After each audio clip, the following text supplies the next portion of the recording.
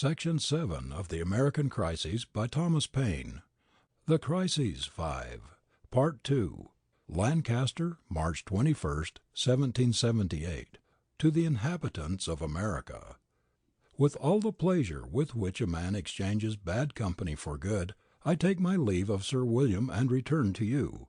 It is now nearly 3 years since the tyranny of Britain received its first repulse by the arms of America, a period which has given birth to a new world, and erected a monument to the folly of the old.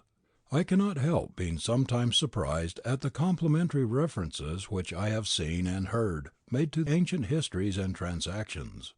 The wisdom, civil governments, and sense of honor of the states of Greece and Rome are frequently held up as objects of excellence and imitation. Mankind have lived to very little purpose, if, at this period of the world, they must go 2,000 or 3,000 years back for lessons and examples. We do great injustice to ourselves by placing them in such a superior line. We have no just authority for it. Neither can we tell why it is that we should suppose ourselves inferior. Could the mist of antiquity be cleared away, and men and things be viewed as they really were, it is more than probable that they would admire us rather than we them. America has surmounted a greater variety and combination of difficulties than I believe ever fell to the share of any one people in the same space of time, and has replenished the world with more useful knowledge and sounder maxims of civil government than were ever produced in any age before. Had it not been for America, there had been no such thing as freedom left throughout the whole universe. England has lost hers in a long chain of right reasoning from wrong principles, and it is from this country now that she must learn the resolution to redress herself, and the wisdom how to accomplish it. The Grecians and Romans were strongly possessed of the spirit of liberty, but not the principle.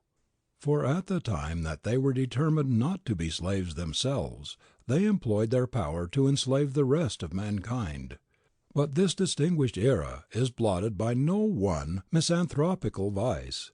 In short, if the principle on which the cause is founded, the universal blessings that are to rise from it, the difficulties that accompany it, the wisdom with which it has been debated, the fortitude by which it has been supported, the strength of the power which we had to oppose, and the condition in which we undertook it, be all taken in one view, we may justly style it the most virtuous and illustrious revolution that ever graced the history of mankind.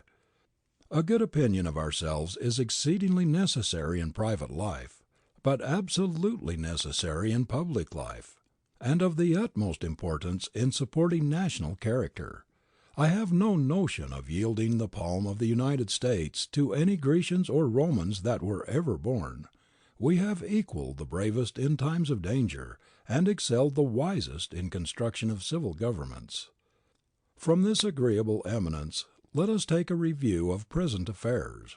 The spirit of corruption is so inseparably interwoven with British politics, that their ministry suppose all mankind are governed by the same motives.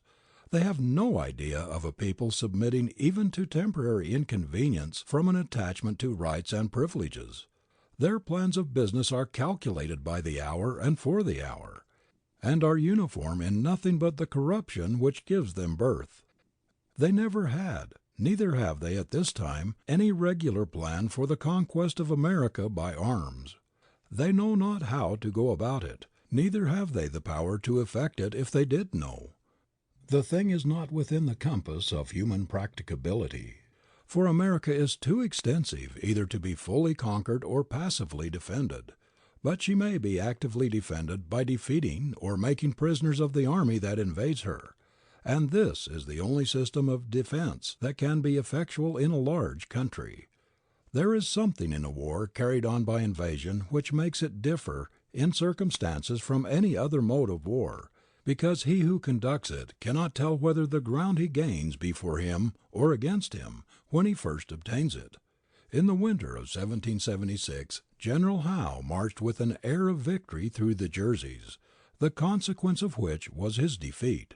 and General Burgoyne at Saratoga experienced the same fate from the same cause. The Spaniards, about 2 years ago, were defeated by the Algerines in the same manner. That is, their first triumphs became a trap in which they were totally routed. And whoever will attend to the circumstances and events of a war carried on by invasion, will find that any invader, in order to be finally conquered, must first begin to conquer. I confess myself one of those who believe the loss of Philadelphia to be attended with more advantages than injuries. The case stood thus. The enemy imagined Philadelphia to be more important to us than it really was, for we all know that it had long ceased to be a port. Not a cargo of goods had been brought into it for nearly a 12-month, nor any fixed manufactories, nor even shipbuilding carried on in it. Yet as the enemy believed the conquest of it to be practicable, and to that belief added the absurd idea that the soul of all America was centered there and would be conquered there, it naturally flows that their possession of it, by not answering the end proposed, must break up the plans they had so foolishly gone upon, and either oblige them to form a new one for which their present strength is not sufficient, or give over the attempt. We never had so small an army to fight against, nor so fair an opportunity of final success as now. The death wound is already given. The day is ours, if we follow it up. The enemy, by his situation, is within our reach, and by his reduced strength is within our power. The ministers of Britain may rage as they please, but our part is to conquer their armies. Let them wrangle and welcome, but let it not draw our attention from the one thing needful. Here, in this spot, is our own business to be accomplished, our felicity secured. What we have now to do is as clear as light, and the way to do it as straight as a line. It needs not be commented upon. Yet, in order to be perfectly understood, I will put a case that cannot admit of a mistake.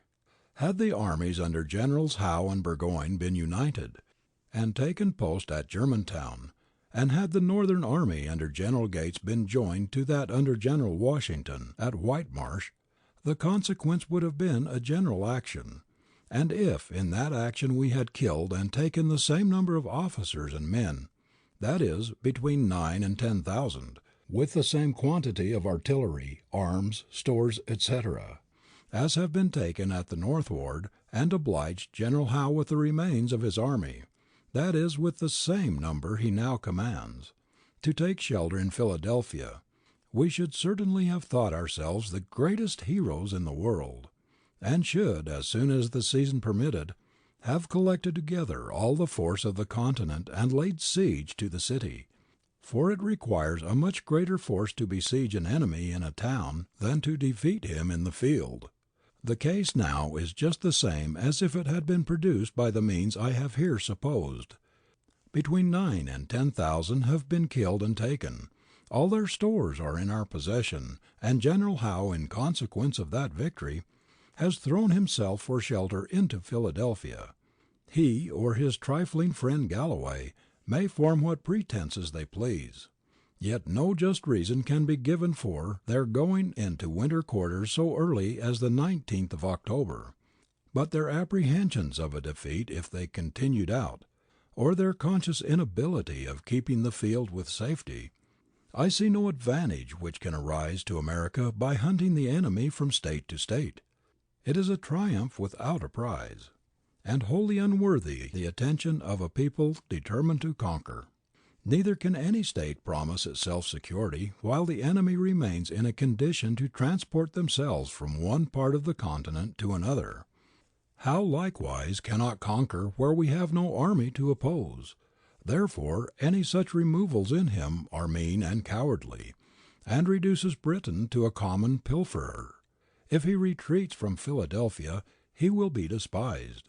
If he stays, he may be shut up and starved out, and the country, if he advances into it, may become his Saratoga.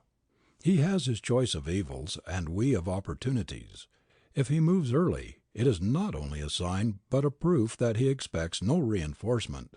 and his delay will prove that he either waits for the arrival of a plan to go upon, or forced to execute it, or both, in which case our strength will increase more than his. Therefore in any case we cannot be wrong if we do but proceed.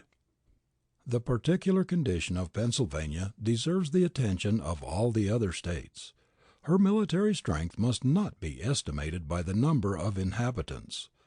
Here are men of all nations, characters, professions, and interests.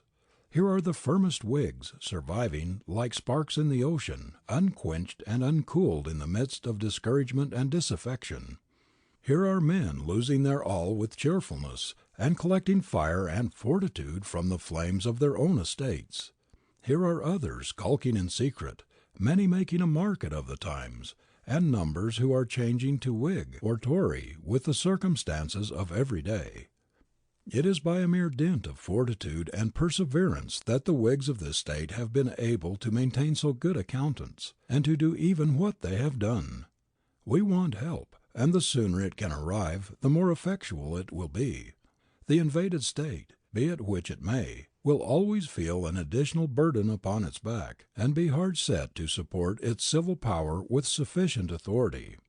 And this difficulty will rise or fall, in proportion as the other states throw in their assistance to the common cause. The enemy will most probably make many maneuvers at the opening of this campaign, to amuse and draw off the attention of the several states from the one thing needful.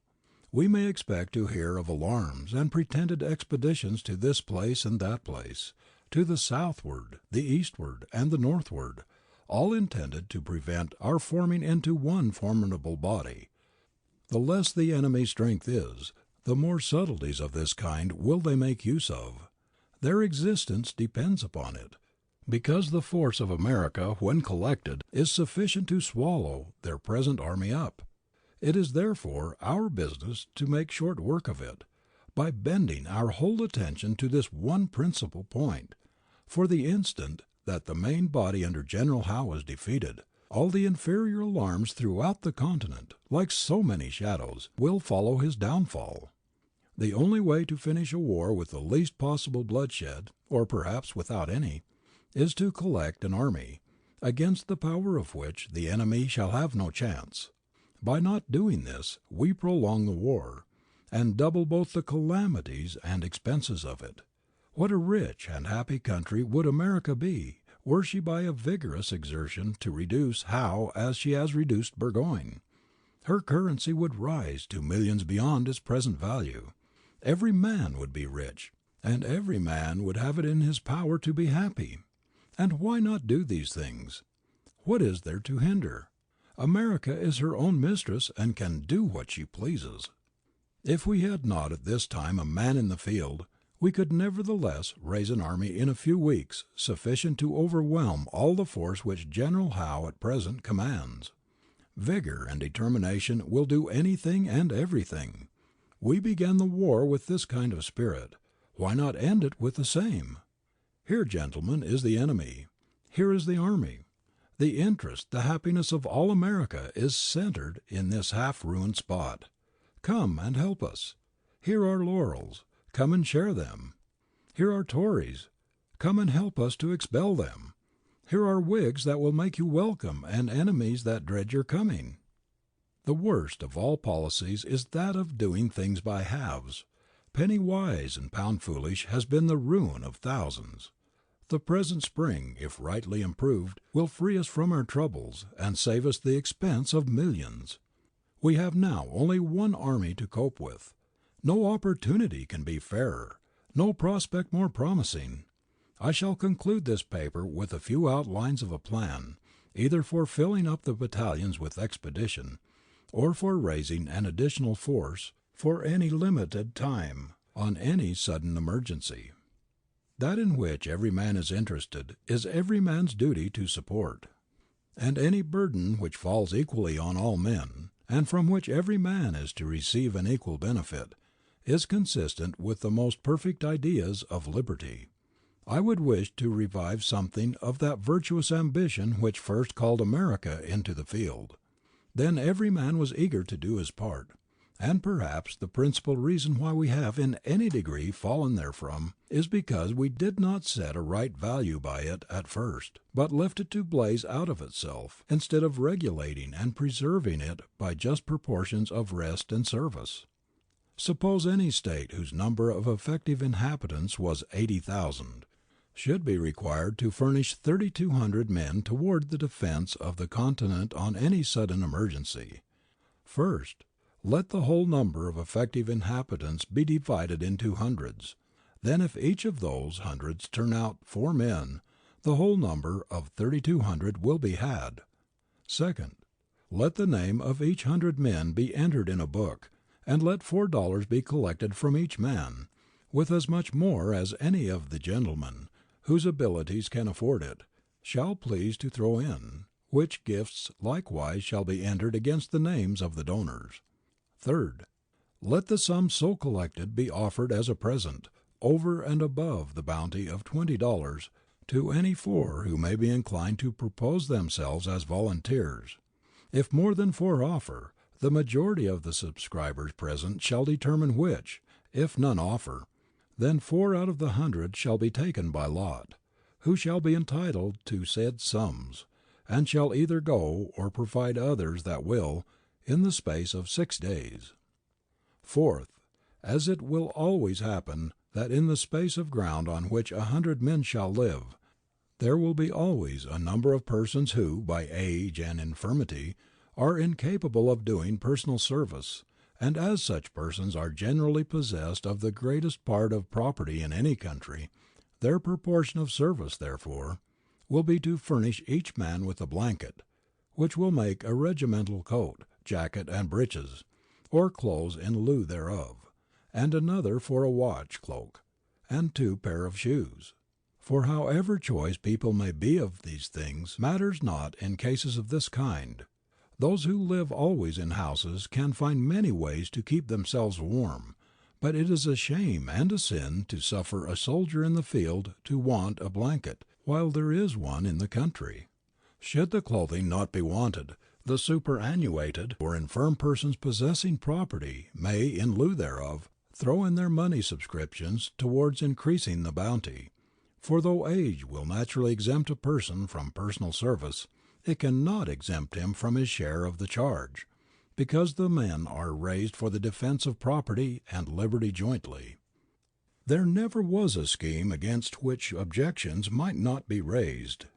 But this alone is not a sufficient reason for rejection. The only line to judge truly upon is, to draw out and admit all the objections which can fairly be made, and place against them all the contrary qualities, conveniences, and advantages. Then by striking a balance you come at the true character of any scheme, principle, or position. The most material advantages of the plan here proposed are ease, expedition, and cheapness. Yet the men so raised get a much larger bounty than is anywhere at the present given, because all the expenses, extravagance, and consequent idleness of recruiting are saved or prevented. The country incurs no new debt nor interest thereon, the whole matter being all settled at once and entirely done with. It is a subscription answering all the purposes of a tax, without either the charge or trouble of collecting. The men are ready for the field with the greatest possible expedition, because it becomes the duty of the inhabitants themselves in every part of the country to find their proportion of men instead of leaving it to a recruiting sergeant, who, be he ever so industrious, cannot know always where to apply. I do not propose this as a regular digested plan, neither will the limits of this paper admit of any further remarks upon it. I believe it to be a hint capable of much improvement, and as such submit it to the public. Signed, Common Sense. End of the Crises 5, Part 2, by Thomas Paine.